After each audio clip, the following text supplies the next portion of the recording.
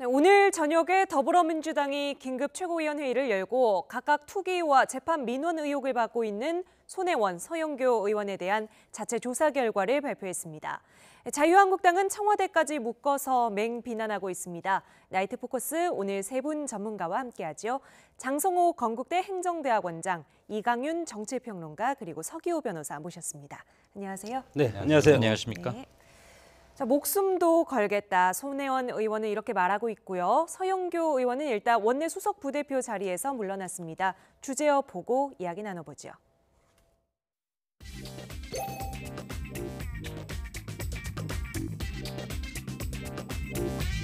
이 손혜원 의원 사건은 손혜원 랜드 사건으로 공식 명명합니다.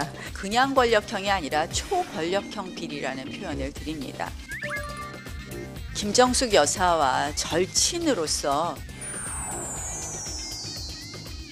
송혜교가 아니라 김혜교 스캔들이다라고 이렇게 명명을 하고 싶습니다.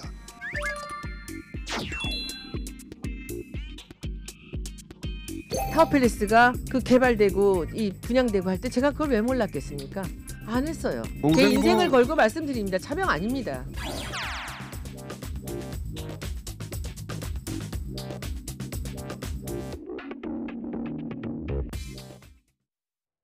네.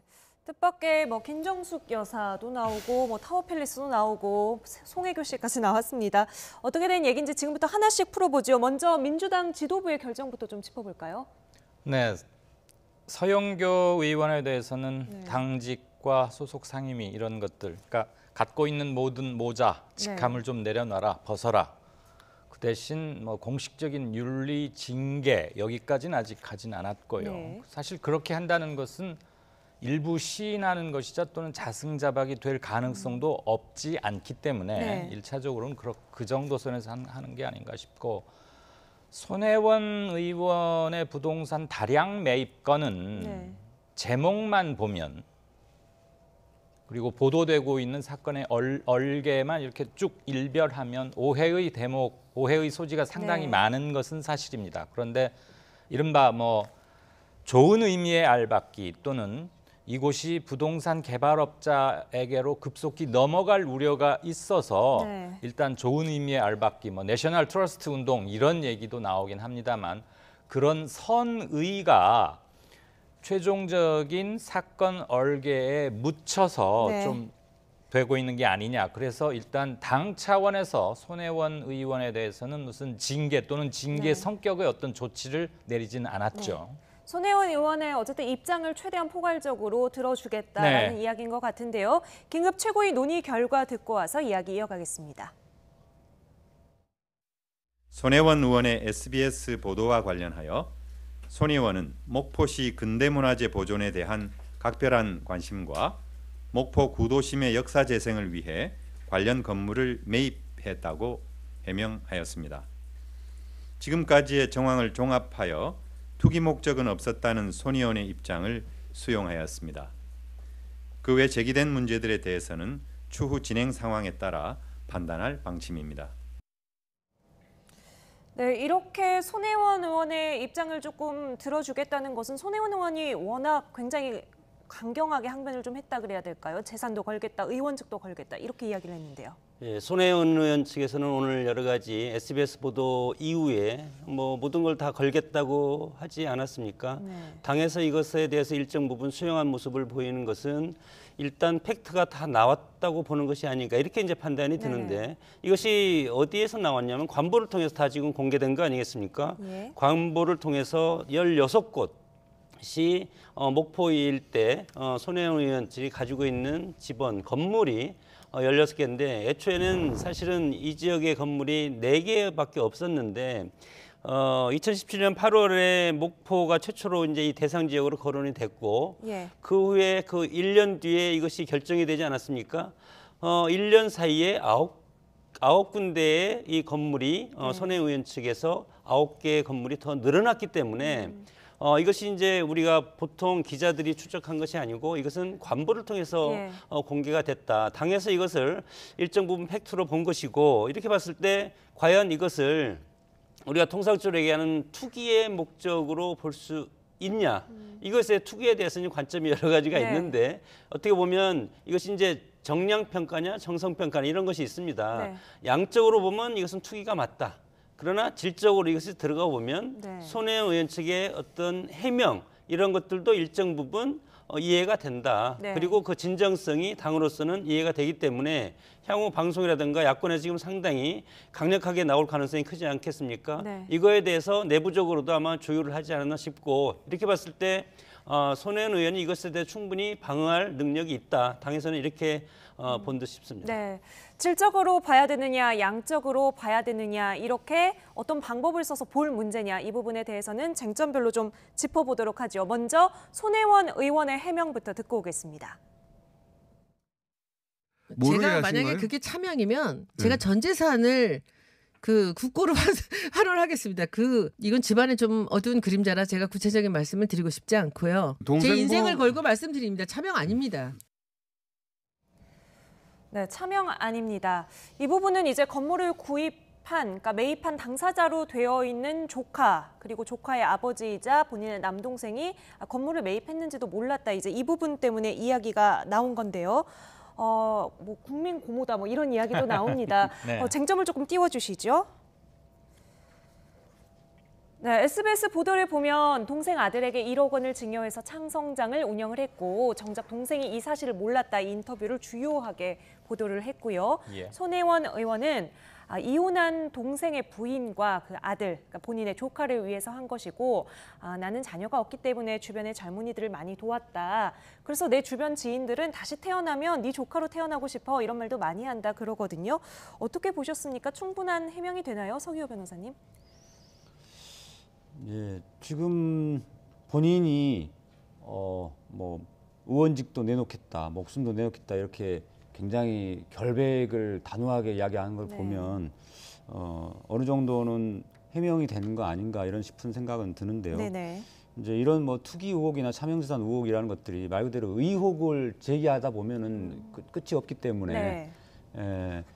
명백하게 밝혀지기는 좀 쉽지 않은 부분은 있는 것 같습니다. 네.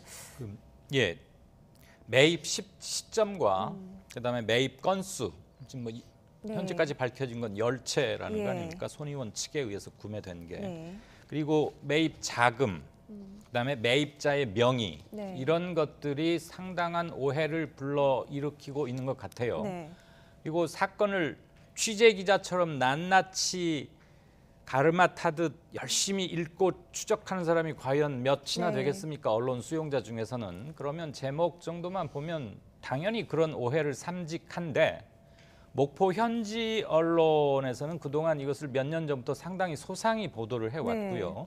그다음에 저간에 얽힌 사정, 일테면 대표적인 케이스 중에 하나가 조선내화라는 꽤 유명한 일제시대 공장 터가 있었는데 예. 그게 한 8천여 평 됩니다. 그곳을 아파트로 개발하려고 했고 손 의원 측에서는 야 이건 개발업자에게 넘겨져서는 안 되는 거 아니냐. 네. 그래서 이른바 단 몇 평이라도 소유함으로써 그 전체 터의 개발을 놓고 논란이 붙었을 때 발언권을 행사할 수 있으니까 뭐 그렇게 매입한 성격 같은 것은 좀 고려가 되어야 하는 것 네. 같고요. 다만 현직 국회의원 신분으로서 더군다나 해당 상임위 에서 일을 하는 사람으로서 공인 의식은 좀 네. 부족하지 않았느냐.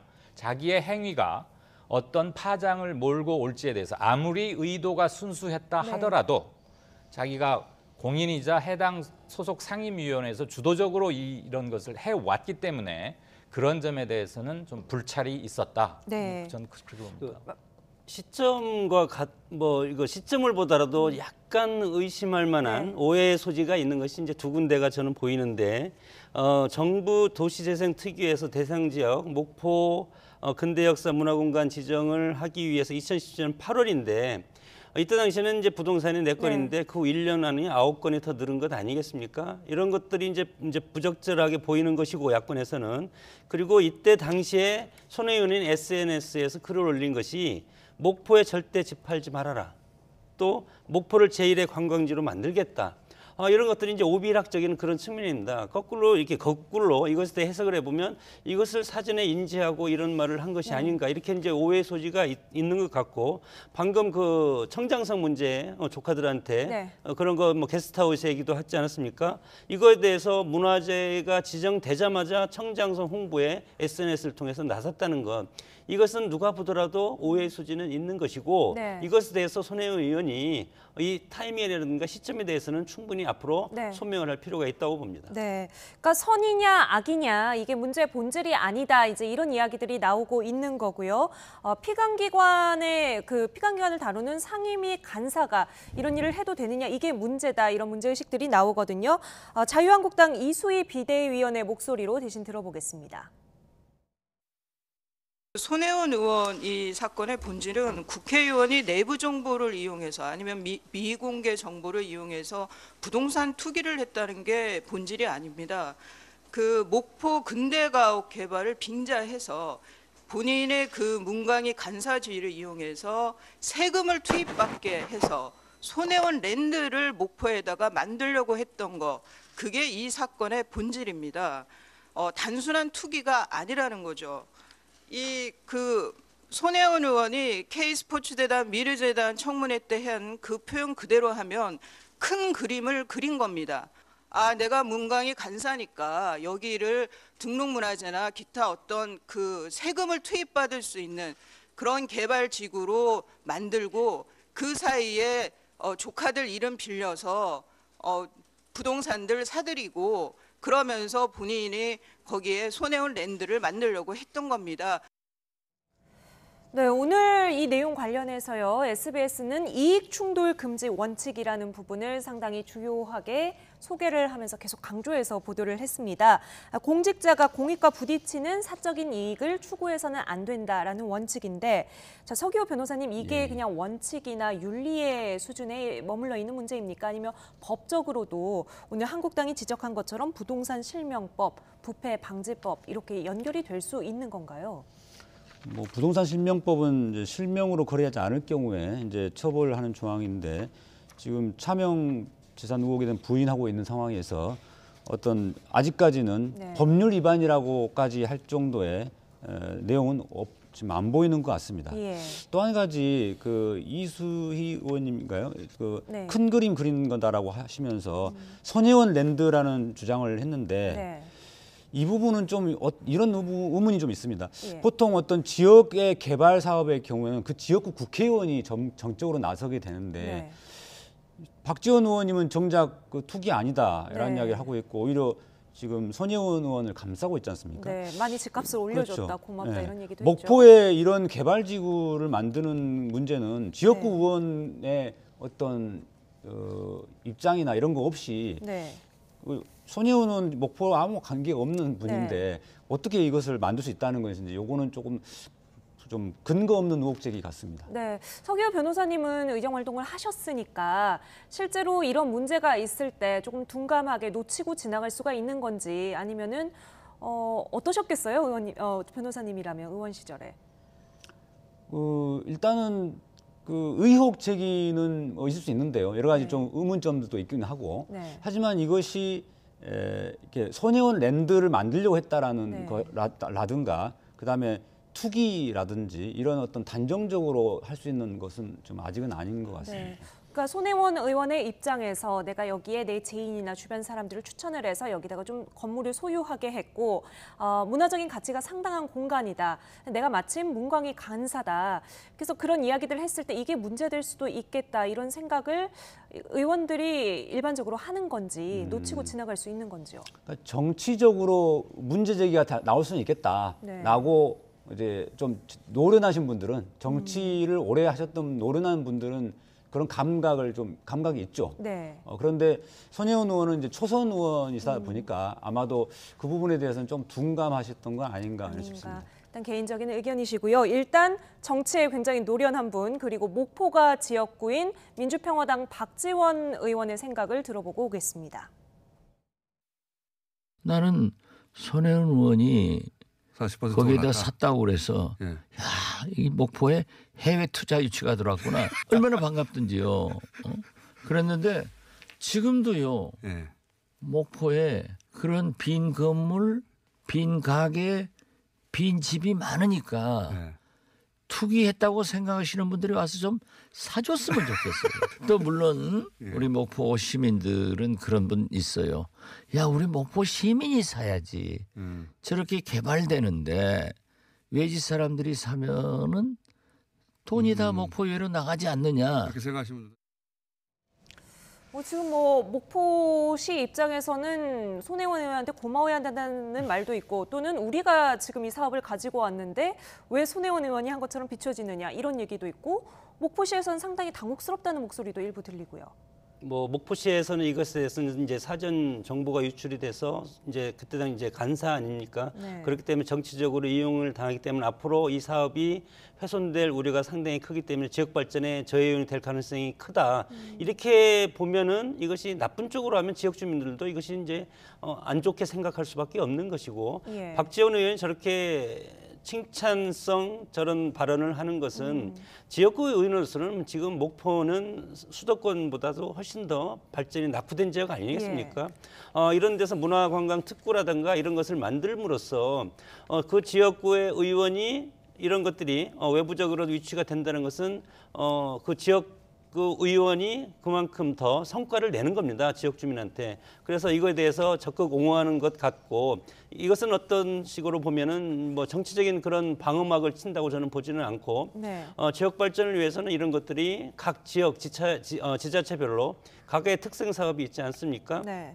이런 것들을 할 필요는 있는데 그러나 이제 손혜원 의원이 여러 가지 지금 이런 SBS의 어떤 이런 그 보도에 해서 지금 비판이라든가 야권에서 비판을 하는 것은 그거죠. 뭐 문화체육관광부의 실무 간사였고 예. 그래서 사전에 이런 정보를 알 수 있었던 그런 위치 그리고 또 대통령 부인인 김정주 여사와 절친 네. 이런 것이 야권으로서는 상당히 자극적인 소재가 될 수가 있다. 이런 네. 것들이 뭐 엄청 불거져서 지금 야권에서 총공세를 이제 지금 펼치고 있는 것이고 네. 이것에 대해서 일단은 투기냐 아니냐 이것으로 이제 팩트를 이제 해야 되는데 네. 일단 야권은 방송에서 일단 나가면 네. 이 방송의 어떤 그런 것을 따라가는 그런 스타일이기 때문에 이렇게 네. 커지는 겁니다. 그럼 네, 짧게 두 가지만 좀 예. 말씀드리고 싶습니다.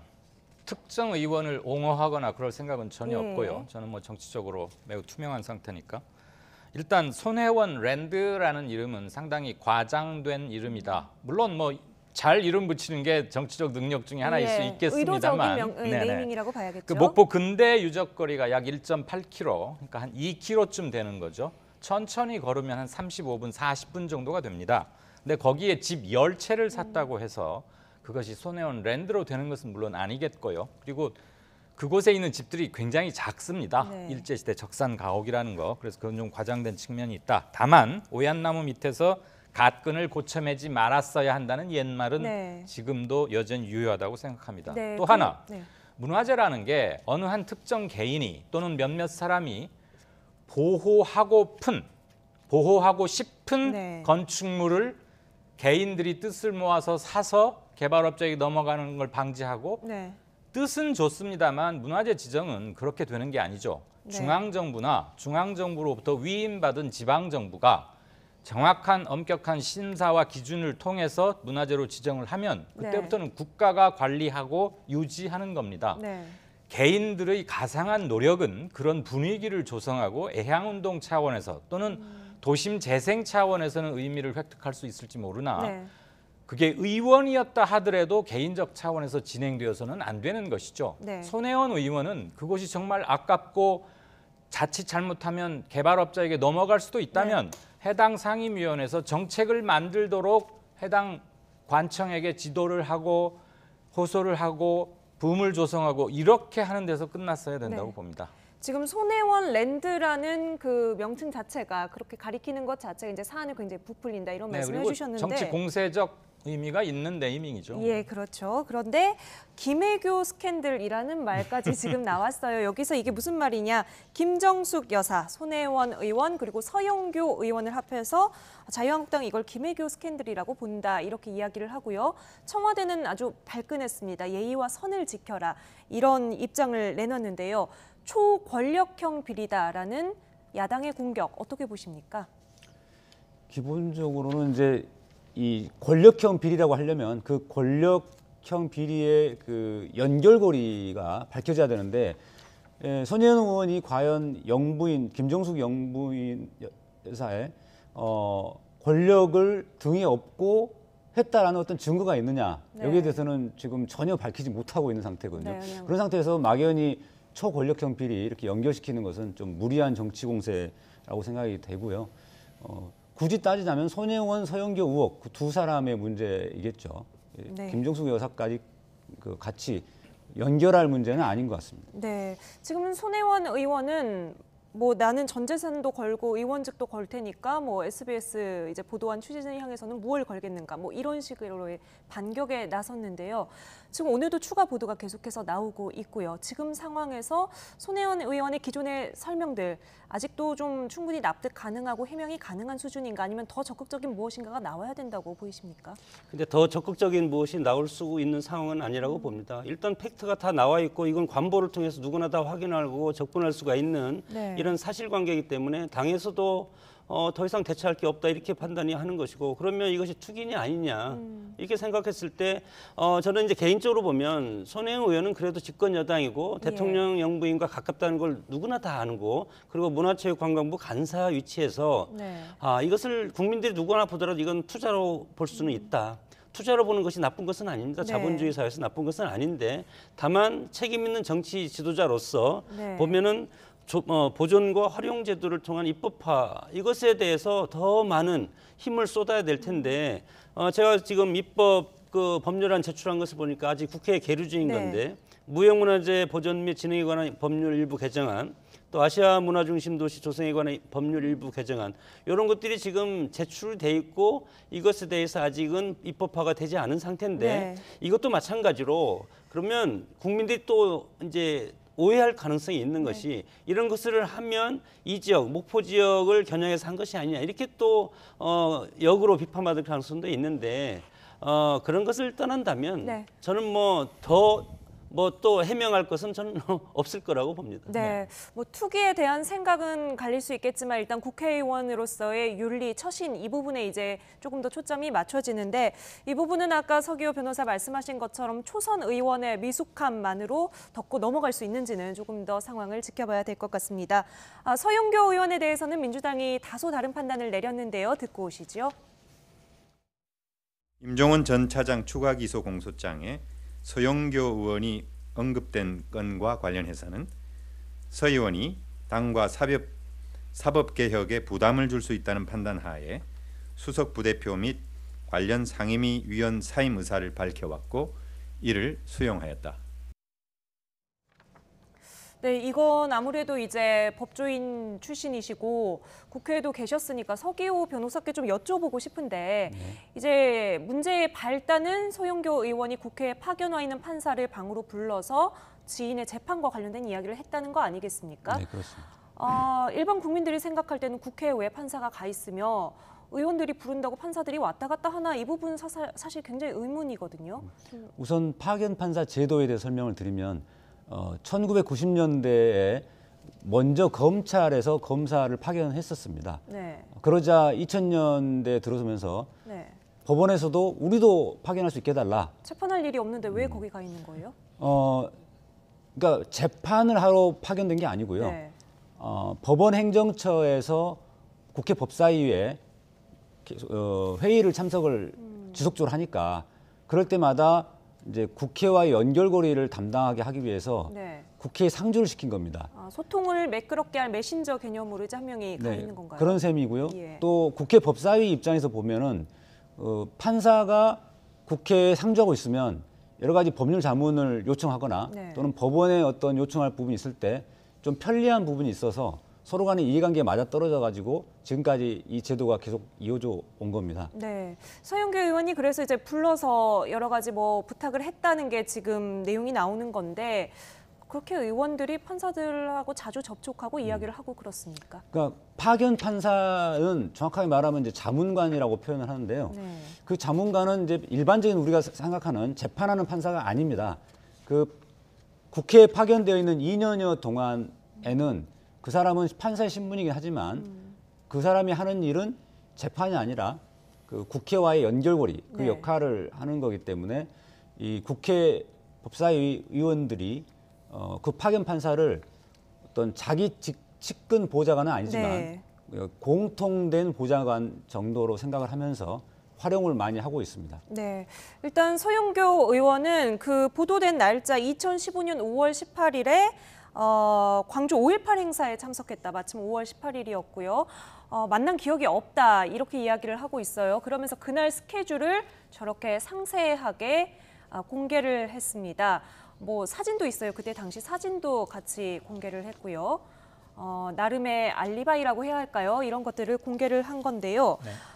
임종원 전 차장한테 보고가 올라간 시간이 오후 5시 31분이라 그러더라고요. 네. 그러니까 저 지금 공개한 시간표 사이에 어느 사이에 이게 만나야지 이야기가 되는 건데 그렇죠. 지금 서영교 의원의 해명만 보면 어떻습니까?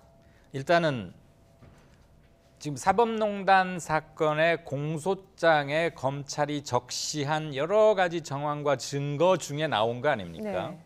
그리고 서영교 의원 외에도 3인의 전현직 의원이 더 거론되고 있고 네. 그런데 서영교 의원 케이스가 매우 소상하지요. 그리고 불과 판결을 사흘밖에 남겨두지 않았고 상당히 간곡한 부탁이라고 파악한 국회 파견 판사가 즉각적으로 이메일을 보내서 네. 그 법원 내부 이제 그 개선 절차를 통해서 담당 판사에게까지 전달이 되는데 네네. 일단 그것은 대단히 부적절한 일이고요.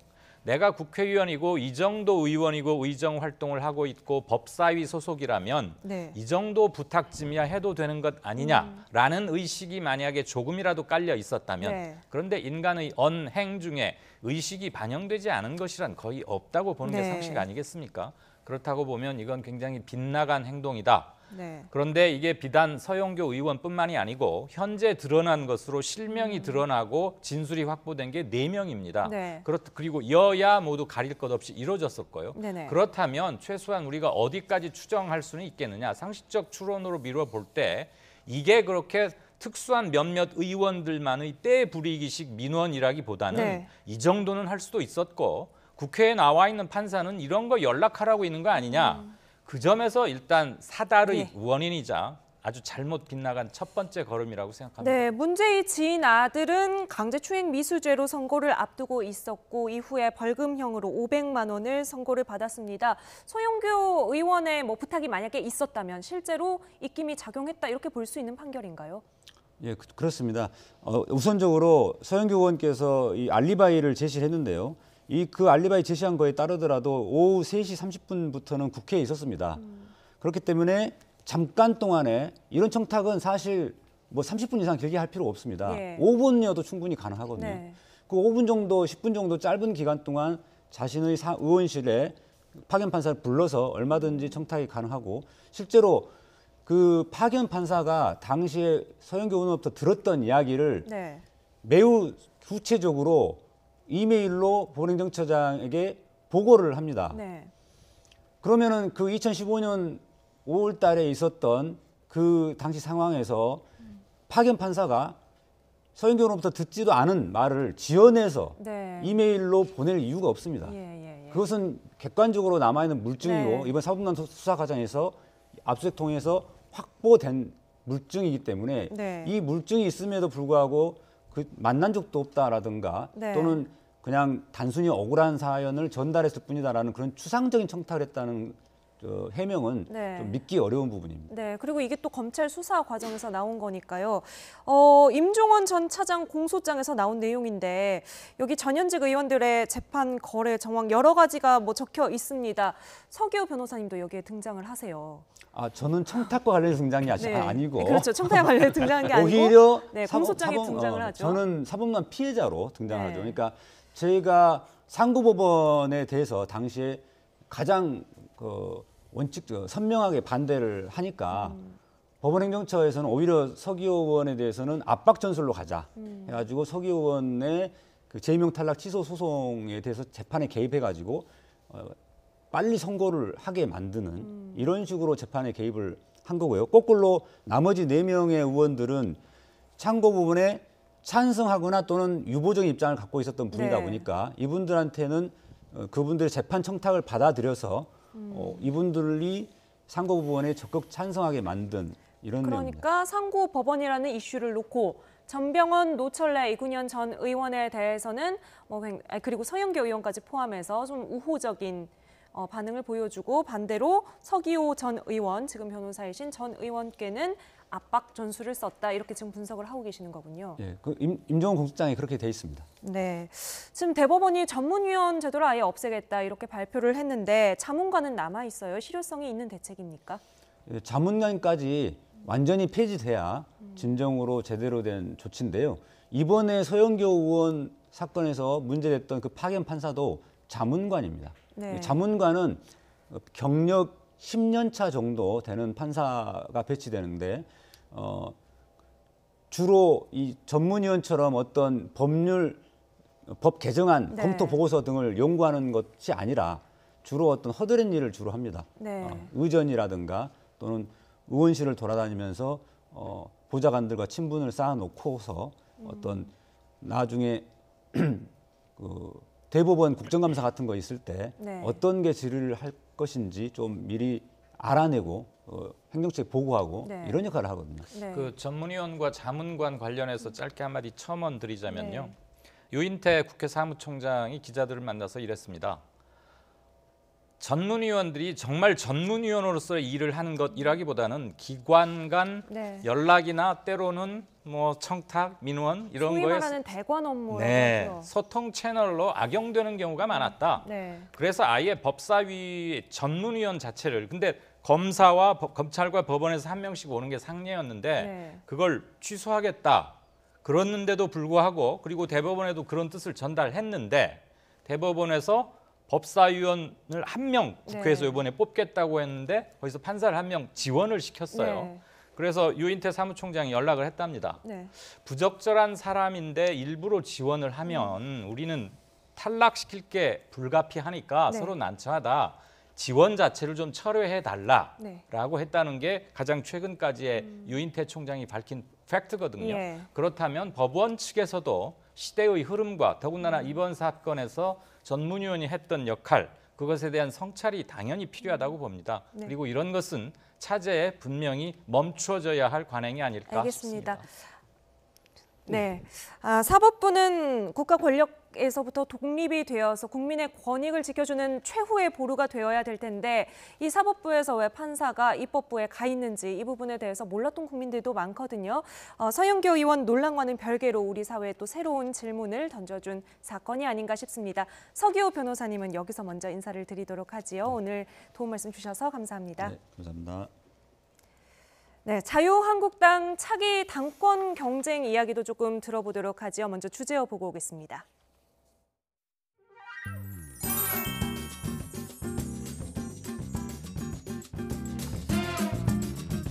홍준표 전 대표는 SNS에 황 전 총리를 겨냥해 네밍 신드롬, 도로 친박당, 도로 탄핵당, 도로 병역비리당이라고 비판했다. 홍 의원은 나하고 초임 때도 같이 한 분이에요. 그 마음에 진정성이 있다고만 생각합니다. 친황 이런 조짐이 좀 적절하다고 보세요?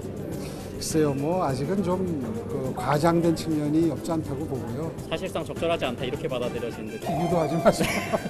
황교안 전 총리가 당대표가 되면 탄핵 프레임에 또 걸린다는 당 안팎의 지적이 있는데 아마도 당 내외에서 자연스럽게 평가나 전망 같은 것이 형성이 되지 않을까. 자유롭지는 않다는 건 어쩔 수 없다는 건데요. 자꾸 유도를 하려고 하세요. 전당대회 출마 여부 결정하셨습니까 혹시? 뭘 결정해? 다만 이런저런 이야기를 듣고 있습니다. 고민은 하고 계신가요? 고민이 아니라 이야기를 듣고 있습니다.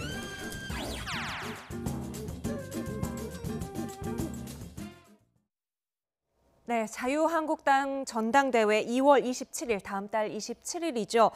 단일 지도체제로 확정이 돼서 치러집니다. 단일 지도체제라는 거는 당대표가 강한 권한을 갖게 되는 거죠? 예, 지도체제와 관련해서는 세 가지가 있습니다. 네. 단일 지도체제, 그리고 집단 지도체제, 그리고 단일과 집단이 혼용된 단일성 집단 지도체제가 있는데 보수 정당은 힘을 위주로 하고 그리고 어떻게 보면은 보수 정치가 우리 한국 정치의 맥을 이어오지 않았습니까? 예.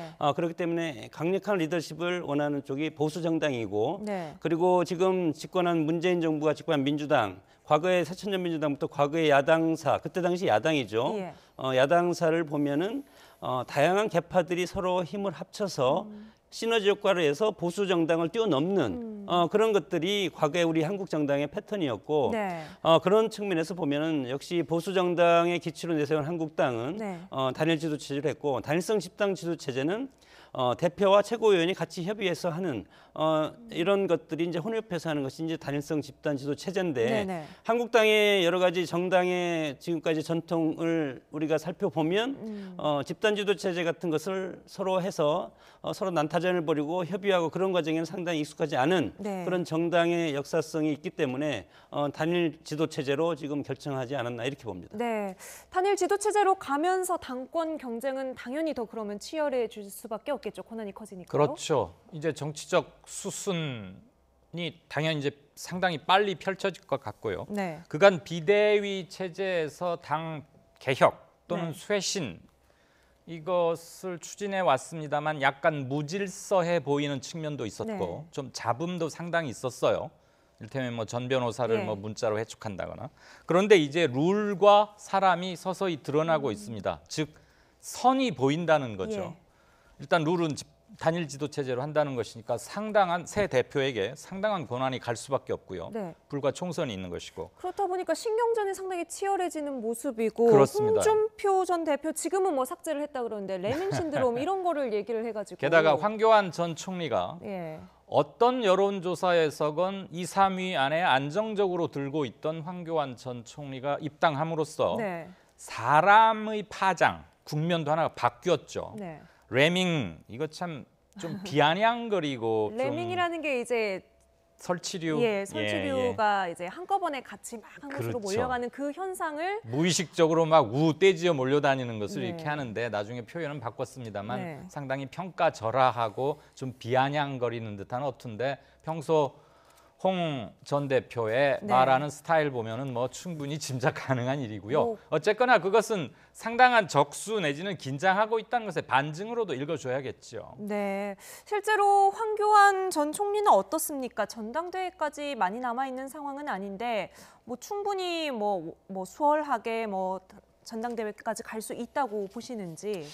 역사가 인물을 만드냐, 그리고 인물이 역사를 창조하냐 여러 가지 이제 상반된 의견이 있는데 여러 가지 상황적인 맥락이 황교안 총리한테는 그렇게 부정적이지는 않다, 우호적인 그런 네. 지금 환경을 만들 가능성이 상당히 큰 것이 네. 정당이 목적에서 국민들로부터 선택을 받으려면 정당을 배경으로 해서 나오는 유력 주자가 상당히 많아야 됩니다. 예. 지금은 김병준, 황교안, 오세훈 세 분이 지금 떠오르고 있는데 여기에서 뭐 또 우리 홍준표 대표도 네. 전 대표도 여기에 이제 끼어 있는데 이거에 대해서 과거의 야권처럼 과거의 진보 세력처럼 한 6, 7명 정도가 나와서 경쟁을 해야만이 시너지 효과가 일어나고 네. 정당이 국민으로부터 이제 스포트라이트를 이제 받는데 어떻게 보면은 지금 황교안 총리가 들어가지 않으면 앞으로 대선이라든가 총선의 미래는 없다고 봅니다. 그렇기 때문에 정치적인 승부수를 지금 황교안 전 국무총리는 지금 선택을 한 것이고 전당대회가 아니라 보궐선거로 출마할 가능성에 대해서는 보궐선거로 출마하면은 상당히 리스크가 크고 보궐선거에서 실패하면은 차기 총선뿐만 아니고 대선도 저는 물 건너간다고 보기 때문에 이번 텀에서는 저는 당대표의 목표를 하고 그리고 당대표가 되면 그다음에 내년 총선에서 공천권을 행사를 하는 네. 그런 아주 중요한 위치에 들어가지 않겠습니까? 네. 그래서 대선에 출마를 하기 위해서 저는 당대표 출마한다고 봅니다. 네. 이렇게 보면은 과거의 친박 세력이라고는 굳이 표현하지 않지만 우호적인 우군이 상당히 지금 많이 서포트하고 있다. 네. 이런 것들을 보면은 저변의 환경에서 황교안 총리한테 그렇게 부정적인 그런 환경은 아니다. 그렇게 봅니다. 네, 여론조사에서 매우 우호적인 반응을 이끌고 있지만 지금 황교안 전 총리의 가장 강력한 라이벌로 거론되고 있는 인물은 오세훈 전 서울시장입니다. 황교안 전 총리에 대해서 어떤 생각들을 밝혔는지 직접 들어보시죠. 지금까지 친오라는 말씀은 안 나온 것 같아요. 저는 다행이라고 생각합니다. 왜냐하면 저는 지속적으로 탈개파, 초개파의 이 자세로 이번 전당대회에 아마 임한다면 그런 입장을 견지해야 된다라는 입장을 가지고 있습니다. 새로 정치 시작하시는 분 주위에 현역 의원분들이 몇 분 모이셔서 좋은 어드바이스도 해주시고 하는 정도인 걸로 저는 파악하고 있습니다. 친황교안에 맞서서 친오라는 말은 아직 안 나왔다 이런 이야기를 해요. 네. 지금 두 사람 모두 탈개파 이야기를 하고는 있지만 결국엔 이게 개파 싸움이라는 걸 역설적으로 보여주고 있는 그렇죠. 거 아닙니까? 네. 지난 나경원 원내대표 선출 과정에서도 친박과 비박이 명확하게 드러났고 일단은 비박계가 졌다고 평가하는 게 중평이고요. 네. 저는 새 자유한국당의 새 당대표로 거론되는 사람들 중에 황교안 입당자의 황교안 전 총리의 당권 대표 출마 가도에 가장 위협적인 사람은 오세훈 전 시장이라고 봅니다. 네. 오세훈, 홍준표 이 사람들의 특징은 별로 신선하지가 않아요. 직업적 프로 정치인으로서 최소한 10년 넘게 해왔고 영역도 겪었고 반면 황교안 전 총리는 박근혜 국정농단의 영향권 아래에 있는 사람이고 그 때가 좀 묻어있는 것 아니냐라는 숙명적인 비판에도 불구하고 현재로 보면 야권이겠죠. 이른바 우리가 흔히 보수라고 명칭하는 그 그룹에서는 일단 신선하다. 뉴보이다. 뭐 심지어 일각에서는 보수의 아이돌이라고도 하던데. 네, 반면에 현실 정치에서는 너무 약간 미숙한 거 아니냐 이런 그렇죠. 시선도 있잖아요. 정치로서는 아마추어이자 신입생이기 때문에 그런데 오히려 그게 강점을 가지고 있을 수도 있다고 보여지고요. 기본적으로는 앞으로 황교안 전 총리의 재할탓에 달려 있겠지만 선출 룰 그러니까 일반 당신 몇 퍼센트, 당원 몇 퍼센트, 국민들 몇 퍼센트 이렇게 믹스하는 그 룰에 하나 달려 있을 것이고 친박과 비박과 또는 중간지대에서 양쪽을 면밀히 보고 있는 사람들의 합종 연횡이 분명히 일어날 겁니다. 그거에 따라서 힘이 어느 한쪽으로 기울면 쏠리는 데 가담한 사람도 있을 것이고요. 나경원 원내대표 선출 때 친박이 일단 표의 우세를 보였기 때문에 이른바 비박 또는 친박은 아니라고 생각하는 사람들은 자기 그룹이 좀 더 단단해짐으로써 정치적 위상을 확보하고 과시해야겠다는 일종의 위기의식도 갖고 있을 겁니다. 그 과정에서 황교안 전 총리가 얼마나 프로 정치는 아니겠지만 정치적인 처세와 새 균형을 이루어가는 처신을 하느냐에 따라서 황교안 전 총리가 지금 보이고 있는 여론조사상에서의 비교적 선두권은 유지할 수도 커질 수도 또는 밴드웨건 효과를 얻을 수도 또는 그럴 가능성은 높지는 않아 보입니다만 반기문 전 총장이 보여줬던 하락 그것도 있다고는 가능성은 있다고 생각합니다. 제2의 반기문 일각에서 나오는 우려죠. 김병준 비대위원장의 입장도 조금 달라졌는데 그렇다고 또 확 달라지지도 않았습니다. 직접 들어보시고 어떤 생각하고 있는 건지 한번 추론을 해보시죠. 주변에서 출마 권유에 대해서는 부정하지 않으셨는데 그 말씀은 말하자면 어떤 이야기들이 있는가 예를 들어서 그런 완전히 무슨 이제 개파 논쟁이 굉장히 오히려 치열해질 수 있다. 이런 걸 걱정하시는 분들이 있잖아요. 그런 분들의 이야기를 말하자면 읽어야 내가 싹 무시할 수는 없잖아요. 확실히 출마 안 한다 이건 아니란 말씀이신 거예요? 출마 안 한다?